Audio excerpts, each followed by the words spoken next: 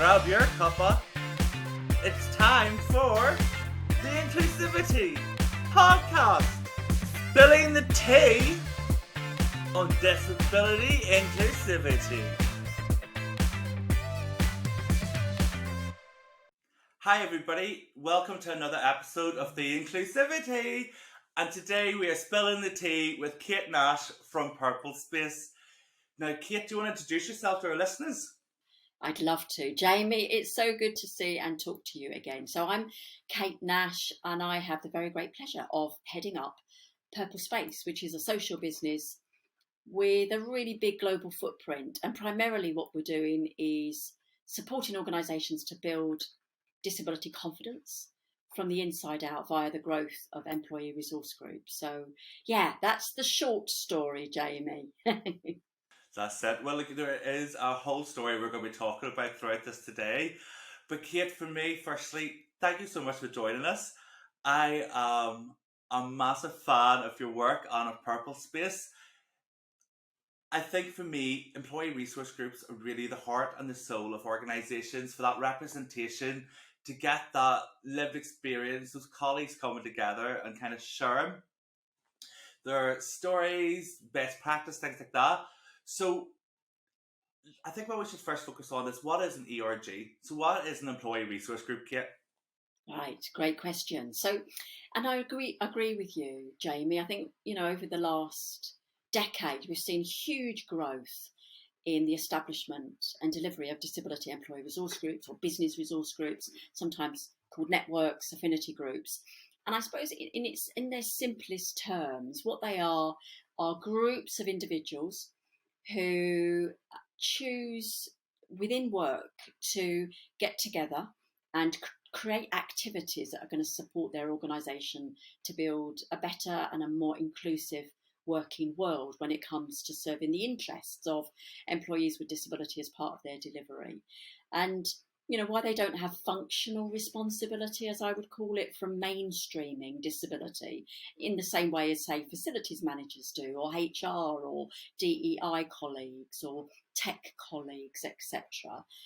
These are individuals who have a proper job back in the business, and instead they're choosing to use their passion, their energy, their lived experience to support the business to improve policy, practice, procedure, what I call the top of the shop. But equally, they recognise their very valuable role in supporting people with disabilities to build our confidence, build our resilience, lean in, and I suppose to be a little bit more out proud and loud about our experiences. Really helps us to bring our authentic self to work. So that's what they are. They are little fireballs, nuggets of beauty. That's what they are. I love that, little fireballs and nuggets of beauty. For me, I found empowerment through the ERG. I struggled with employment most of my life. I didn't have that representation. I didn't feel included. I didn't have a sense of belonging anywhere I worked. And that's if I got past the training, because usually I drop out and say I can't do this no more. So for me, that empowerment came from the AMS, Employee Disability Group, and now I'm our global lead for it. But for me, what really interests me is what PurpleSpace do with ERGs, because you have created, and I think you were the ones to create networkology. What is networkology to our listeners? Yeah, so we invented the term networkology because there wasn't another word that described what we choose to do, what our mission, what our purpose is. And we, if you look around, there are, pockets of helpful tools, I suppose, in how you set up ERGs, but they're usually quite bland, dare I say it. They're usually quite generic, whether you're setting up a gender network or a BAME network or LGBTQ plus network or heritage network, etc., etc. And what we wanted to do was to deliver really high quality know-how in what we call the science as well as the art of setting up and sustaining high performing disability networks. So that's what networkology is designed to do, is just to help us to notice some of the leadership attributes and traits that need to be exerted in the delivery of ERGs, and in terms of how we do it. So we launch each year 12 leadership themes. So each month we take a leadership theme and we look at it in different ways. So we have, working groups, peer group sessions. We might have a new publication. We're likely to have podcasts on the back end of our member zone. But we'll take a look at topics like, how do you make it easier for people to share information about their disability? We might look at topics like, how do you help people who are struggling? And you're so right, Jamie, you've got beautiful, rich, and your very generous experience. You bring something of yourself and your personal experiences to that role. And we do see that a lot at PurpleSpace. People who are very keen to use their personal stories of struggle to make it easier for those that come behind us, and to make it easier to break down the sense of loneliness. I think particularly when you first acquire a disability for the first time. So that's what we do, really. We deliver high quality know-how, and we're supporting the leaders. They're often called soft skills, and I believe in no such thing. They are human skills. These are actually very difficult skills about how you might change the minds of people who may be resistors or naysayers when they believe that cultural change can't happen. So it's really about driving positive leadership energy in this quest of building an accessible world. That's something we hear all the time in this space, isn't it? Is we have to change hearts and minds. We hear that so often. And I think when you have individuals who are open and really willing to share that lived experience, there's so much knowledge in that. There's pain, there's hurt, but there's also ways forward. And that's where I think businesses go wrong with employee resource groups. They sometimes set them up in the intent that we're just going to set this up and that's it. But there's so much more to it. There needs to be that buy-in. There needs to be that, how are we measuring what the group's doing, how are we as a business holding ourselves accountable to supporting this group, because you can't just have your band ones or your entry level colleagues doing it. You need senior leadership on different level leadership the whole way through. So Kate, $1 million question, what brought you into this space yourself, the PurpleSpace? Where did this come from? Yeah. Well, that expression, the personal is political, and it was ever thus. Jamie, you speak, very openly and generously and unflinchingly about your personal experience as someone with a visual impairment. I have arthritis, or rheumatoid arthritis, Still's disease. I'm in my late 50s now, and I acquired that when I was in my teens. And the reason why I do what I do is because, like many of us, I had early experiences where other people received me differently. So I had a very stark step change in being a non-disabled teenager to then acquiring a disease that I then assumed only older people had.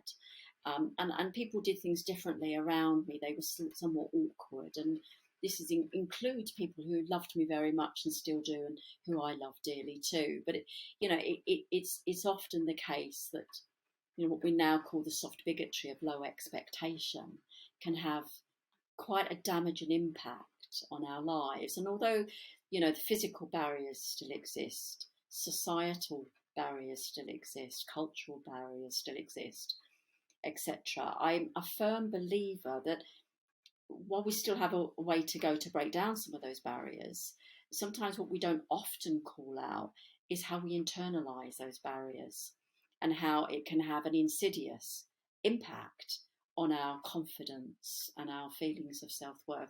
So that's what I chose to do. I was discombobulated when my wonderful mother happened to suggest that it would be nice one day if I got a little job when I was struggling to go to university. And I joke now because she was the only wonderful person in my life who was actually giving me the stretch target.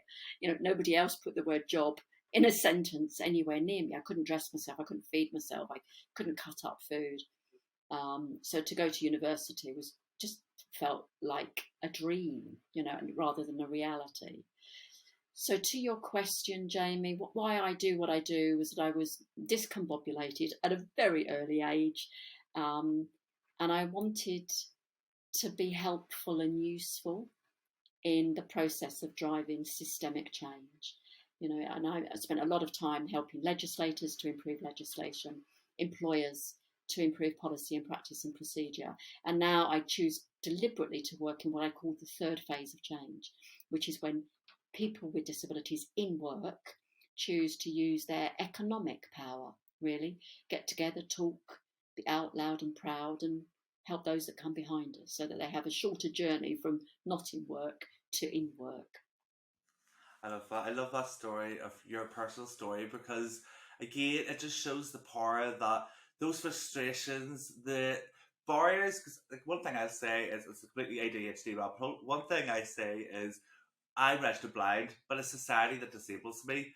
And I think I can speak for everybody, including our listeners, Kate, when I say you really have brought about change. The impact the PurpleSpace has had, not just in the UK, but a global scale, is incredible. I think everybody at some point, whether they realise they know who PurpleSpace are, has came across this. If you've been to the light ups, if you've ever been to any kind of event, if you've ever been to any D&I space, your name comes up so often, Kate. So for me, that presence and what you've done is impactful. So thank you as a person with disability for what you do in a PurpleSpace and for sharing your journey, because again, that's what really helps, I think, others find empowerment with themselves. I don't think I would have spoken about my disability so candidly if it wasn't for seeing people doing it at AMS, if it wasn't for seeing people like yourself or Jane Hatton, or just people who, these entrepreneurs who've created something that is changing society and removing those barriers. So all kudos to yourself. Now, I'm going to ask you a question because we're kind of focused on the workplace. What is your opinion on ERGs for kind of education? What would your views be on having similar for teachers, maybe across education boards, things like that? Great question. I see ERGs deliver so much in the way of driving change. And I think the role in terms of education, and to your point, I mean, you're very kind with your words and your thanks to me. What I get excited about is meeting and working with the likes of your good self, Jamie, because, I look out and I see now a real growth in younger people with disabilities who are well placed because of their good use of social media, as you do so splendidly. And what you do is you just fast track the process. We did it the slow way back in the day, and what you're doing is really accelerating the possibility for young people to feel more confident about themselves. So, to your question in terms of educators, I think ERGs, they do a number of things. One, I think particularly when they're sharing stories externally to the business. A lot of organisations now will choose to deliver storytelling campaigns. Shell back in the day, just a few, maybe 8 years ago, they were first to the market with a fantastic campaign called Be Yourself, and they advertised, showcased the lived experiences of, say, 15 differently disabled people in different parts of the world. It was a fantastic campaign, and I think on day one they had something like 600 non-disabled allies who jumped into that campaign and wanted to stand up and stand out, and those stories went out on YouTube. It was very visible, and over time Shell rightly has earned a thoroughly good reputation for taking account of and accommodating disabled talent. Barclays, the This Is Me campaign, Unilever, I Am Me, Fujitsu, Be Completely You. I could be here till midnight, but I won't, Jamie. So for me, those organisations that choose in plain sight to showcase their disabled talent, and for those individuals to be able to share generously their stories of how they're navigating the working world and how their careers matter to them, and indeed what their employers have done to support them access and workplace adjustment, has one of the most powerful societal impacts, because it helps those who are very far away from the jobs market. Jamie, those times when we have to struggle for income support, we have no role models, we have no friends in work. We live in challenging times, as we know, not just in the UK, but globally in terms of the global markets. So, these stories, once they get out there, they hold a beacon of light for individuals to not lose sight and to hang on to hope and to reach out and connect. And then in terms of other ways of education, I suppose internally, our allies, the more we can attract the passion of non-disabled allies to step up, to lean in, to open up their budgets or their networks, or to table thump on our behalf, or to be inquisitive. There are so many different ways in which somebody without lived experience of disability can stand up and be counted and choose to play their passion. So, yeah, they're super vehicles to drive the education piece, for sure, Jamie. 100%. I think that with everything that you're saying, one thing is very clear for me is that lived experience, and it's almost like a knock. I can't think of the word. It's like a knock and ball effect. Was that the saying? Where it's like one thing happens, everything else happens after. Domino effect. That's it. The domino effect, where when you see that somebody speaking, sharing their experiences, sharing their story, it does something to you that makes you think, maybe if I share mine, things will be different. And that's why I advocate so much for that representation within a business. And that's why I think there's the next stage for ERGs, because businesses that have employee resource groups it's amazing, it's great. But I'm like, let's get leadership with disability to really drive this and head that up. And I think the companies you've mentioned there, particularly Barclays, they do an incredible job. There's organisations out there who are just leading the way with that representation, and I've got ridden of the Adobe stockpile photos, which is great. But Kate, in terms of then for yourself and PurpleSpace, I want to touch on the book that you've written, Positively Purple. Tell us a little bit about So Positively Purple, out on the 3rd of October, published by Coke and Page. And the book, I suppose, was burning inside me and wanting to be written.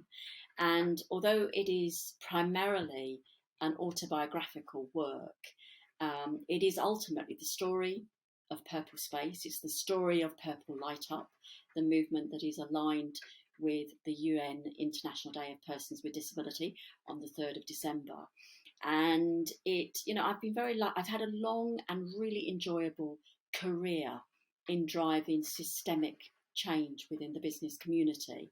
I've worked with thousands of employers around the world, and I've seen real and sustained progress, but there is more to be done. So the book it has been the culmination of my work, and it's full of lessons learned, lessons for employers for them to use and apply, lessons for employees. This works both ways. It's not just about policy and practice procedure. As you call out, it's about how we're prepared to share our stories to help others around us. So that's why I wrote it, is because it was burning a hole inside my head, Jamie, and I had to put pen to paper and write it. And yeah, it's been interesting, but yeah, I'm looking forward to hearing people's reactions to the book. I'm so excited for it because I take my lead from people like yourself who are championing and just changing the way things are done, because we know that what's been done in the past isn't working. It hasn't worked since the dawn of time. It hasn't worked, and I think the more that we can make people aware through education books, I'm gonna love it, and I know businesses and other people will. So, Kate, I want to ask you, if somebody said to you, I don't know how to set up an employee resource group, how do I do that? What would be your biggest tip? Yeah, big tip will be to connect with others. Organisations tend to say yes when asked. There is a case. There are some smaller employers where the numbers perhaps don't warrant networks. End of. And that's not about disability networks. It's simply about networks of people of difference. The numbers just don't stack up. But I suppose for medium-sized and larger organisations, if you work with an organisation that doesn't yet have a disability network, I'd do one of two things. First, I would connect with other disability ERG leaders out there and ask them for their own tips, and they're likely to say the same things. Keep it simple. get a small group of passionate advocates around you. You know that expression, if you want anything done, ask the busiest person. So I'd go looking for those individuals, and then I'd create a very simple one-page strategy, very simple. What the mission is of the network, which has to be twofold: help policy, practice, procedure, and help people to be who they are. And I would then, so once I've shaped a kind of purpose statement and an activity plan, and I've networked with some other leaders, I'd then take that as a proposition to the DEI lead, the diversity, equity and inclusion lead, and I would ask for permission. I wouldn't necessarily ask for budget in the first year, although that comes in helpful. And employee resource leads cannot run on fresh air and enthusiasm alone. They just cannot. They need to be invested. And I see increasingly now organisations are choosing to do that. So they have real budget or they have real drawdown. So yeah, advice would be seek out the camaraderie of others. I love to see network leaders. You've done this, Jamie. Your contemporaries continue to do it. You know, talk about their experiences on LinkedIn. So you've only got to invest 30 minutes of time, and you'll have a bunch of friends on LinkedIn, and that's such a supportive entity. But then put pen to paper, decide what you want to achieve, align it with what the business wants to achieve. It has to align what the business wants to achieve, and watch the magic happen.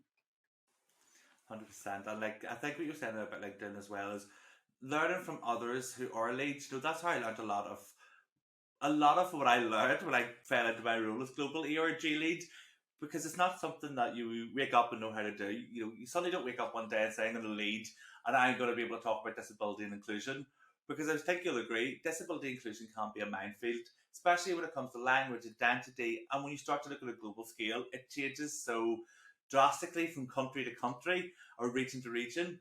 So there's always constant learning and constant improvement, but LinkedIn was one of the best free resources I've ever had in this space, because you have so many people, and that's how I actually came across yourself. I was like, I can connect with Kate Nash, what? So it's just an extraordinary platform. So my next question then is, so we've looked at how do you go about setting those ERGs up. How would you get that senior leadership buy-in? If you're not getting that buy-in for an existing ERG, how would you get that buy-in? Well, there's a couple of thoughts that spring to mind when you ask that, Jamie. One is, on the one hand, a lot of organisations will now automatically invite a senior business leader to become the sponsor or the champion of that network. We do see those networks, those resource groups that really flourish and really come into their own. They tend to have the sponsorship of a very senior C-suite leader. If, however, you don't have one, or your organisation is a little stretched and they just haven't gotten round to that, do you know what I would do? I would go and ask. That's what I would do. And I would be very authentic about one's own story. The majority, not all, but the majority of employee resource groups that we see tend to be led by people with personal lived experience. Sometimes they are led by natural allies too. I'm not saying necessarily it's always a requirement for the job, but it certainly helps to deliver an authentic network. So I'd go to a C-suite leader and I'd say, how would you like to sponsor the network? And I'd be generous with my story. I'd talk about struggles, I'd talk about opportunities, I'd talk about the things that I've really enjoyed the business doing. And I'd speak candidly about my thoughts of what the organisation can do better. But you know the score, Jamie. You never go to a C-suite leader with a problem. You go with a solution. So you might offer a small list of things that are not going well, but you would equally go with a list of things that the network could do to support that business. So you're taking away a problem. So that's what I would do. I would go looking. I wouldn't wait for a gift of a sponsor. I'd go find one. 100%. And like, I feel very privileged at AMS for our sponsor. We have an ex-co sponsor who does an absolutely incredible job. You know, they advocate for a budget, they advocate for us in meetings that, you know, senior lead meetings. They will advocate for us, talk about our agenda. But the part that I like most is that personal touch, that they care. You know, when we had guest speakers, they go and research them, or the most recent one we had was Luke Manton. If you're not following him on LinkedIn, go follow him. He talks about his journey with Tourette's, and we had him as a speaker. And when I told our exec sponsor, she was so delighted because she had watched him on TV, and you know, to have that real kind of buy-in and actually care is so rare a lot of times, I find, in businesses. And that's something I think that if you have your exec sponsor and they are really buying in and they're investing that time, you are of one half the battle of having somebody on your side. And I'm not saying it's about sides, but I think sometimes you need that senior leader to say, no, we're doing this. So, Kate, another question I want to ask, because in this space within ERG leads, as we discussed, it is typically off the side of somebody's desk. Members do it off the side of their desks. What would be your kind of advice to avoid burnout? Because that's something we see a lot in this space, is burnout. Yeah, good call, Jamie. You know, we do see a lot of individuals who, I suppose, are sometimes bombarded with some of the difficult stories that exist. You know, it's some people who may have acquired disability for the first time, or have had their condition worsen, or they may be derailed through accident or injury. And some of these stories can be incredibly hard to support people to navigate the system, the workplace, to access the workplace adjustments that they might need, or from time to time to access some of the talking therapies, because as we know, you know, quite often physical disability can impact on our emotional and mental health as well. So I mean, my advice to avoid burnout, and it's two things. It's one, the difficult stories that sometimes we feel compelled to resolve personally, and two, its volume of work. You know, everyone has a busy day job, and that's really what you have to attend to, because of course that's the job for which we're paid our salary. So that has to come first, and if you're not enjoying that, then something is deeply wrong. But for those of us those leaders who put in voluntary time, I would say be good to yourself always, and only do what you can only do, in a very simple sentence, but easily lost in the hurly-burly. I think too, you have to pace yourself. You know, you have to have a view. You know, some organisations will ring fence, say what they call facility time. You know, some network leaders will have an amount of time. Sometimes it's 2 days a month. Sometimes it's 1 day a month. For others, it's more generous. And for others, it's simply not the point, because a lot of network leaders do far, far more than the facility time that is often allocated. But really, it's about saying, this is what I can set aside for my network work. And yes, there'll be times when you might be delivering an event or a project, or you're very, very involved in a consultation exercise where you really want to put in the hours, and that of your committee, or indeed your broader members. But you can't do it all. This is a topic that impacts so much of many people's lives. So it's easy to sometimes have a very long list of things that could be done, rather than a shorter list of decisions of things that you will do. So, you know, for any overly busy person, you sometimes have to stop, draw breath, refresh yourself, remind about yourself as to why you're on this planet, you know, and that the work is a part of your life, it's not all of your life, and find that balance. But yeah, there are some fantastic fire starters out there and change agents. But my advice is to only do what you can only do. That's it, 100%.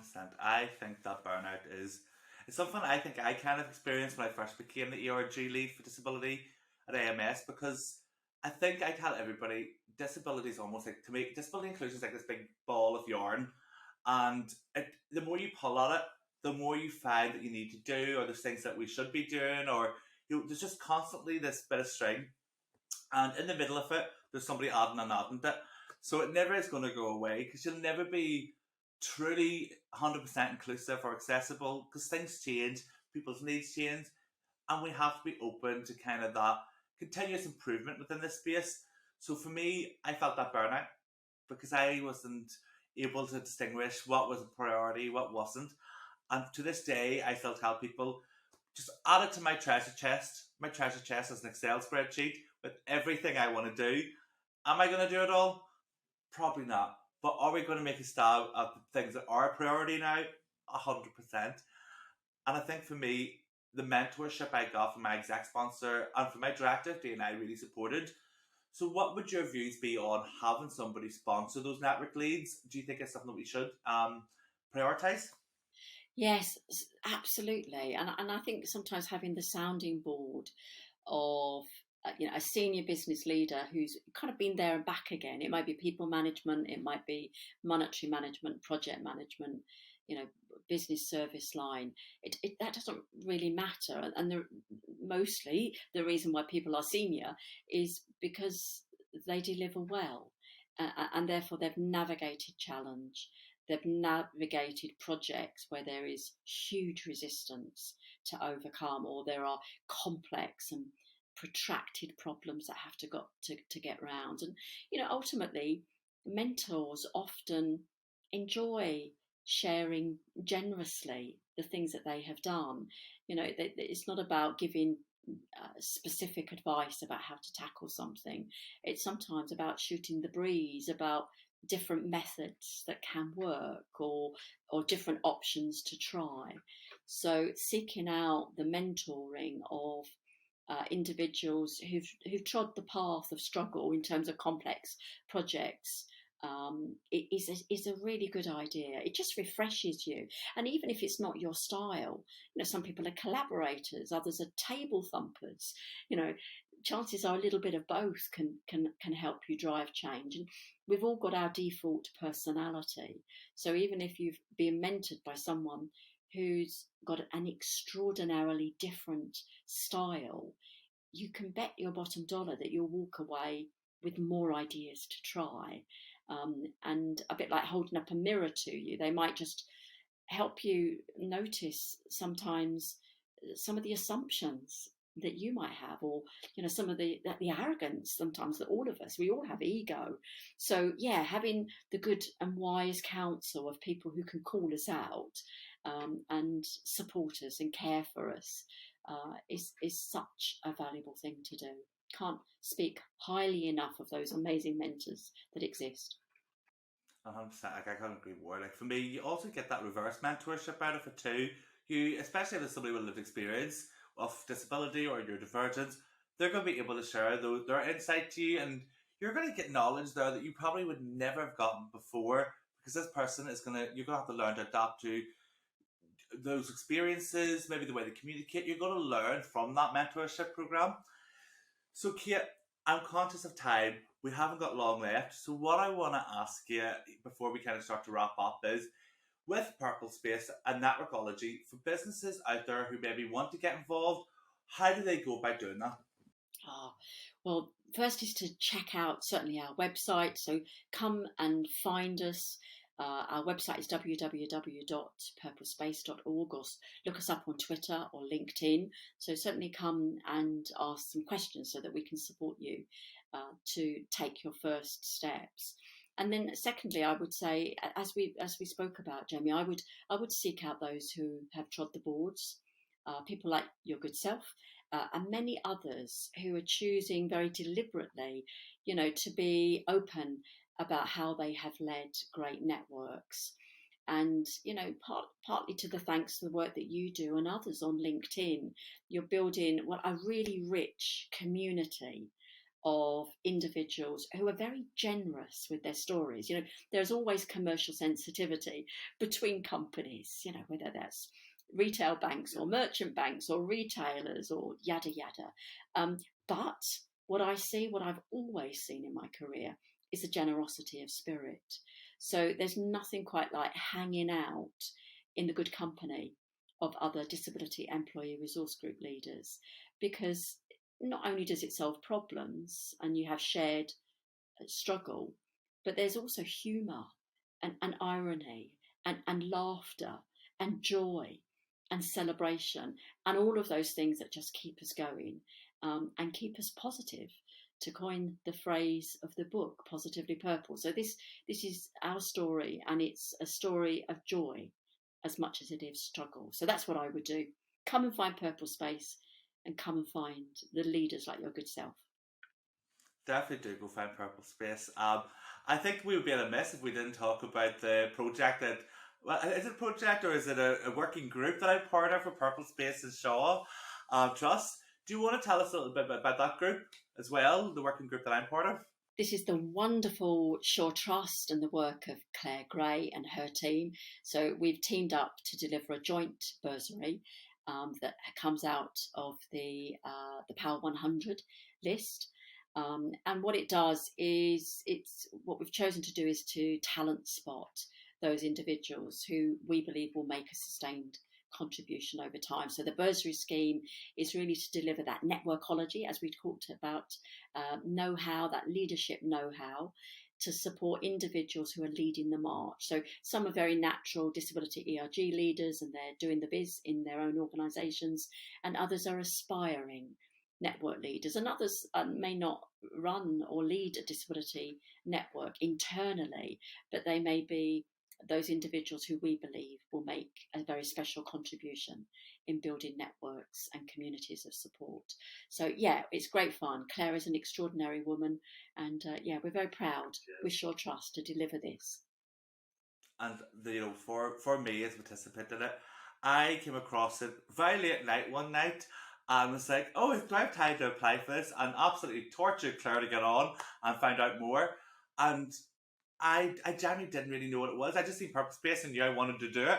And I seen Shaw Trust, and as I was like, Power 100, I know what that is, let's do this.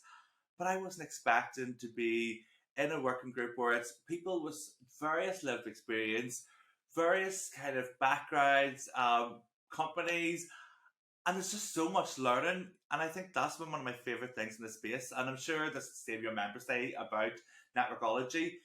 There is a wealth of knowledge if you start to get involved and start to buy in and open your ears and open your heart, open your mind and heart, as we talked about earlier. So, wanted to go into our little rant for the week, Kate, before we say our goodbyes. So, Kate, on the Inclusivi-T, we like to spill the tea on a moment that's maybe been not so inclusive for ourselves. It could be a personal moment, a personal challenge, or it could be something you've maybe just witnessed on TV, online. We're inaccessible societies, plenty of barriers to talk about. What is your moment to spill the tea? Oh, I have so many. They're all in the book. I suppose the one that I would call out would be that moment when, at interview in my mid-20s, I was walking on crutches. I'd had a hip replaced or a knee replaced. I can't recall which.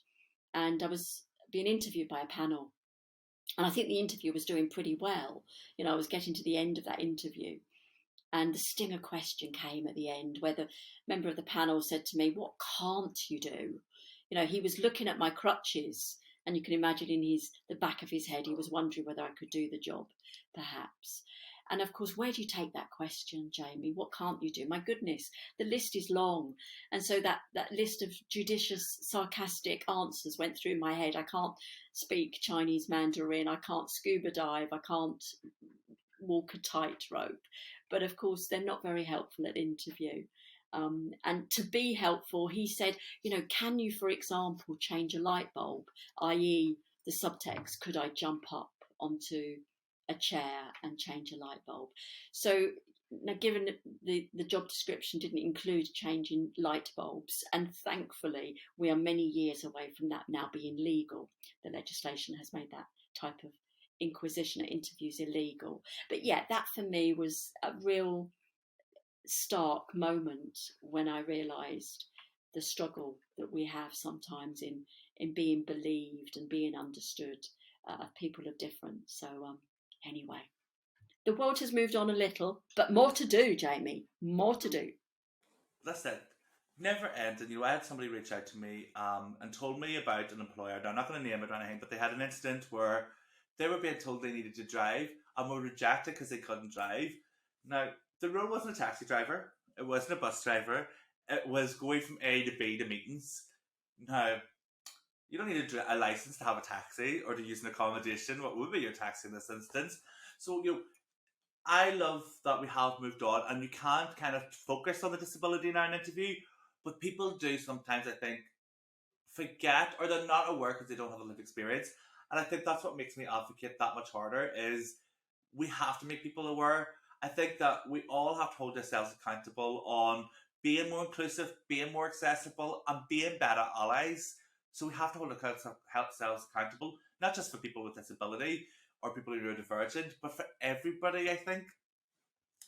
So, Kate, thank you so much for spilling the tea with us today. For any of our listeners want to reach out to you, are they okay to get you on LinkedIn and or anywhere else? Twitter, Kate Nash OBE, LinkedIn, just look me up, PurpleSpace. Yeah, I'd love to hear from you all.